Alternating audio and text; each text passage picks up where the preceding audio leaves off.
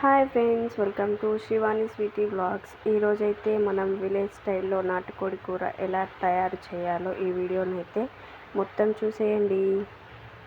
తగినంత ఆయిల్ అయితే వేసుకోవాలి. ఆయిల్ హీట్ అయ్యాక బగారాకులు వేసుకోవాలి. సన్నగా తరిగి పెట్టుకున్న ఉల్లిగడ్డ ముక్కలు, పచ్చిమిర్చి ముక్కలు అయితే వేసుకోవాలి. ఉల్లిగడ్డ ముక్కలు అండ్ పచ్చిమిర్చి ముక్కలు అయితే కొంచెం మగ్గిన తర్వాత అప్పుడే దంచి పెట్టుకున్న అల్లం వెల్లుల్లి పేస్ట్ అయితే వేసుకోవాలి. అల్లం వెల్లుల్లి పేస్ట్ వేసిన తర్వాత కొంచెం సేపు పచ్చివాసన పోయేంత వరకు అయితే వేయించుకోవాలి. ఇప్పుడైతే పసుపు మనకు తగినంత వేసుకోవాలి. వీటినైతే ఒకసారి మంచిగా కలుపుకొని సన్నగా తరిమి పెట్టుకున్న టమాటా ముక్కలు అయితే వేసుకోవాలి.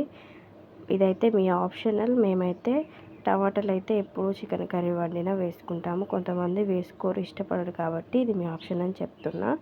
ఒక 30 మినిట్స్ తర్వాత టమాటో ముక్కలు అయితే మంచిగా ఉడికిన తర్వాత ఇప్పుడైతే ఫ్రెష్గా కడిగి పెట్టుకున్న చికెన్ అయితే వేసుకోవాలి. ఒకసారి బాగా కలుపుకొని చికెన్ అయితే ఒక 30 మినిట్స్ అయితే మంచిగా ఉడికించుకోవాలి. క్యాప్ పెట్టుకోవాలి, ఉడికించుకోవాలి.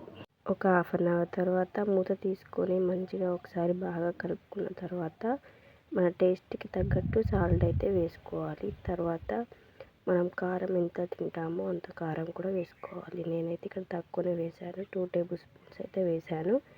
మీకు ఎక్కువ కావాలంటే మీరు యాడ్ చేసుకోవచ్చు. ఇప్పుడు కారం వేసుకొని ఒకసారి వీటన్నిటిని ముక్కలకు పట్టేలాగా మంచిగా కలుపుకోవాలి.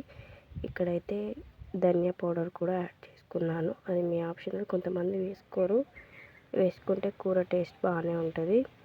మీరు కూడా వేసుకోండి, ఓకేనా. ఒకసారి మంచిగా కలుపుకొని ఇప్పుడైతే మంచిగా ఉడికించుకుందాం.